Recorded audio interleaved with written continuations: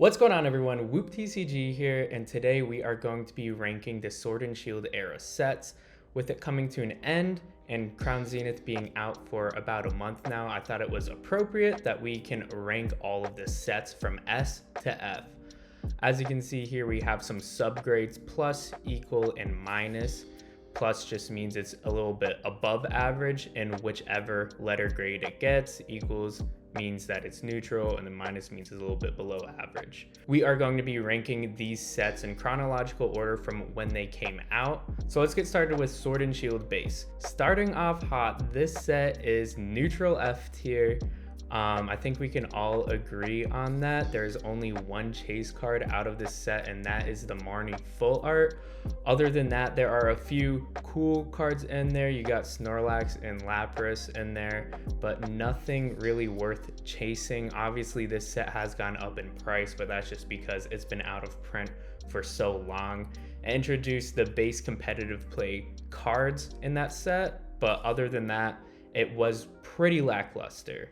Moving on, we've got Rebel Clash, aka Rebel Trash, and that set is also going to the F tier, but it's going into F minus just because the Boss's Orders full art is a little bit less desirable than the Marnie full art.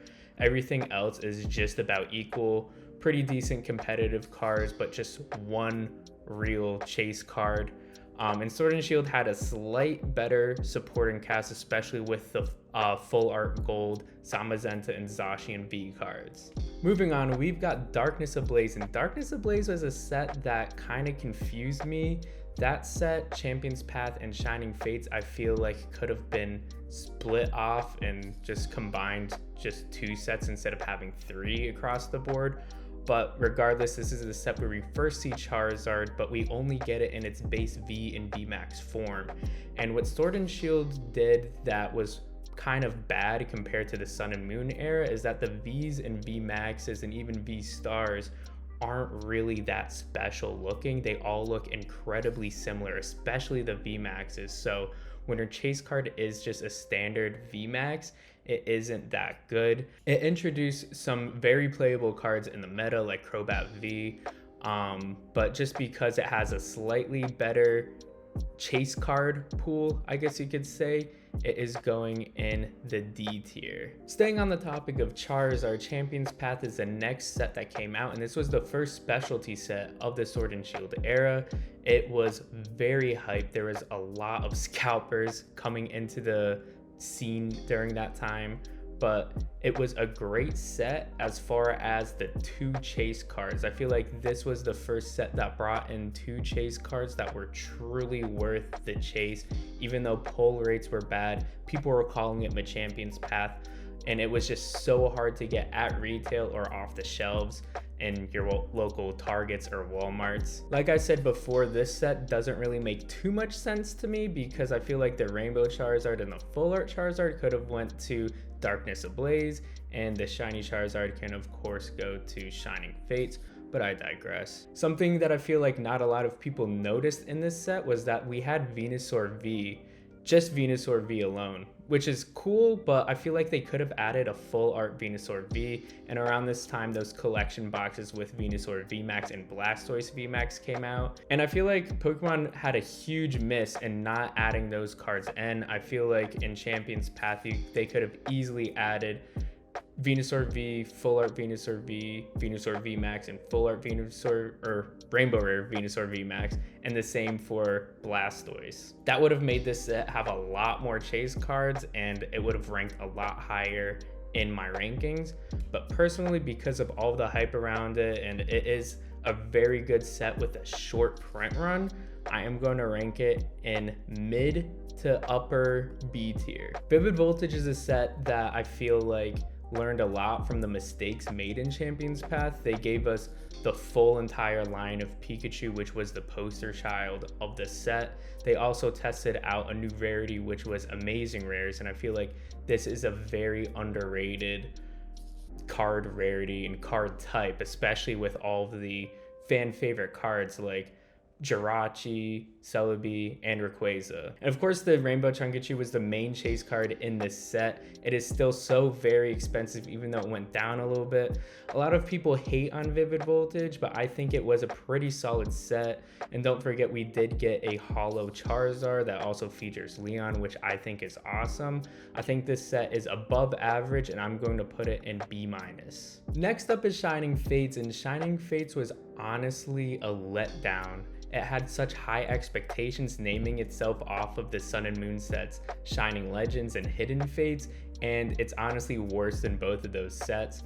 It had a lot of shiny cards that you could pull from the set, and the pull rates were insane because it replaced the reverse holo, so I felt like every other pack that you opened, you got something cool out of it. However, the Pokemon that they chose to be featured as shinies weren't that good outside of Charizard and I guess you could say Suicune. There were so many other opportunities for them to add in cool Pokemon that have a huge fan base that were actually made into cards up until that point, and I'm surprised that they missed out on so many of them. It almost felt kind of obvious for them to add some of them, and especially like Pikachu. If we take a look at Hidden Fates, they had so many full arts and so many fan favorites in there, and that's sort of why it succeeded so much. Shining Fates is one of those sets where I feel like if it came out later, it would have done a whole lot better. As you can see with Crown Zenith, we have alternate art gold cards, and I feel like if Shining Fates came out around the same time, we would have gotten alternate art shiny cards, which would have been insane. But let's not talk about the what ifs, let's talk about what it is. There is one chase card, but that chase card is insane. However, everything else made it kind of lackluster, and not everyone was pulling that shiny Charizard VMAX. I surely didn't. And for that reason, this set is right in the middle at C tier. After Shining Fates happened, something crazy happened to this scene, and that was battle styles. I know a lot of people hate on battle styles, but battle styles brought us alternate arts, and it has some pretty cool ones in there. Tyranitar V being one of my all-time favorites, and Empoleon, which I think is super undervalued. Aside from the chase cards from the collector's standpoint, it brought in the single strike and rapid strike mechanic into the card game, which brought in a whole new meta, which I think is pretty cool too. But aside from that, there isn't really much going for it. I think it falls a little bit short, but not as bad as so many people think, and for that reason, I'm putting it in C-. Chilling Reign is up next, and this one kind of grew on me over time. I was a big Chilling Reign hater just because I felt like there could have been so many better cards in there, but for what it is actually pretty good. Galarian Moltres V alternate art is one of my favorites, and I actually have it in a PSA 10, which is amazing. And I think I didn't explore Chilling Reign too much because I only opened up one ETB, and out of that ETB, I got that Galarian Moltres V alternate art. And I was like, all right, I'm done. That's my chase card. But there are so many other great chase cards in there that are alternate arts, and they have so many more alternate arts that were included in battle styles. And I think the Pokemon company caught on to the fact that so many people love the alternate arts, so they just started printing out more. And I'm not complaining. Alternate arts are amazing. Aside from the alternate arts, even the gold Snorlax is a chase card, and it is still very expensive to this day. With that being said, Chilling Reign is going right into B tier, right between Champion's Path and Vivid Voltage. Next up is Evolving Skies, and this set is honestly amazing. I'm pretty sure you guys know where it's going, but just to recap, it had all of the EV evolutions in alternate art V and VMAX. Well, almost all of them, sorry Espeon. But they also had Dragonite V alternate art, Rayquaza alternate arts, and so much more to it. However, I think they did miss on one key thing, and that was their treatment for Gyarados. Gyarados is an original 151 Pokemon, so I'm surprised they didn't give it an alternate art V at the very least. But I think it should have gotten an alternate art V and VMAX simply because of how popular that Pokemon is and how meta that actual card was in the game. I don't think they were able to predict so far into the future to see how it paired so well with Arceus V-Star, but it got a lot of play, and it got the most play out of the Evolving Skies set as far as VMAXs go. I feel like if we got a Gyarados VMAX and Gyarados V alternate art, this would have been one of the greatest sets of all time. I'm talking top 3. But it is still a great set and one of the greatest sets of all time in my opinion. So I am putting it in S+ tier. Celebrations came out next, and it was a really great time to be in the community. I felt like everyone got their hands on Celebrations and you didn't really have to worry about scalpers. I feel like that set could have been a little bit better if they modeled it off of Black and White Legendary Treasures. There weren't enough cards in the packs to make it seem special, but the reprints were amazing. Obviously, it gave us the big 3, and they were all textured in a very unique way. The products that came out were super cool too, giving the fans exactly what they wanted. But like I said, opening the packs wasn't that fun. Just 4 cards per pack, and the holos didn't even seem special. And just because of that, I think it is right above the middle of the line as far as sets goes. So I'm putting it in C+. Don't get me wrong, it is a great set and it will mature very well and be very, very valuable for years to come.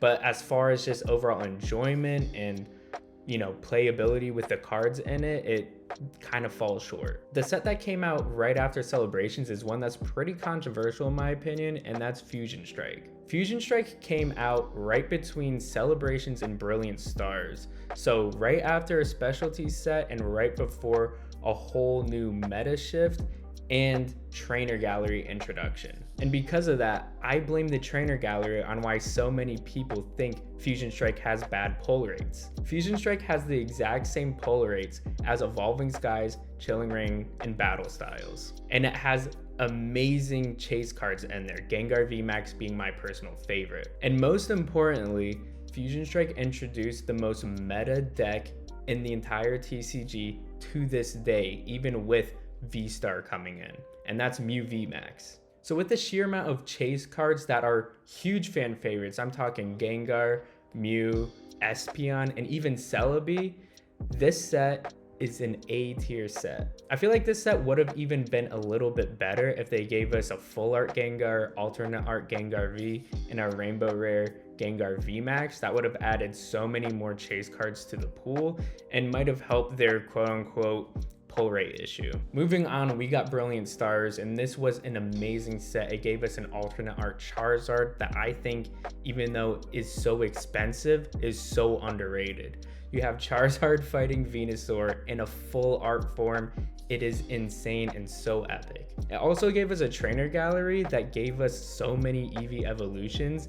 It's basically a mini Evolving Skies built into the set with higher pull rates. That is absolutely insane. And for that reason, this is going right into S tier. There's so many other chase cards in there, and they also introduced a whole new meta with the V-Star function. So a set with great chase cards, a great subset, and great meta shift, it has to be S tier. After Brilliant Stars came out, Astral Radiance came out, and I felt like this is another set that a lot of people overlooked a lot. In my opinion, a set that has a trainer gallery is always going to fare well for my rankings just because of the pull rates and the amount of artwork within the set. I also had a lot of underrated alternate arts, Beedrill being my personal favorite. The trainer gallery also featured Starmie V with Misty and Garchomp V with Cynthia, and I think those cards are going to skyrocket when it's out of print. So in my opinion, I'm putting Astral Radiance in B+. After Astral Radiance came out, we got introduced with Pokemon Go, and I thought this set was going to be insane. I was expecting a full-on trainer gallery where it was like of you holding the phone and then the Pokemon being there, and that's how like the artwork was going to be. But sadly, we didn't get that. This set was a little bit of a letdown to me. I love that it was focused around Mewtwo. The gold Mewtwo V-Star, for whatever reason, is just so cool to me. But the alternate art isn't that good in my opinion. In fact, it is still pretty cheap. And the only other alternate art we got was Conkeldurr, which was even worse in my opinion.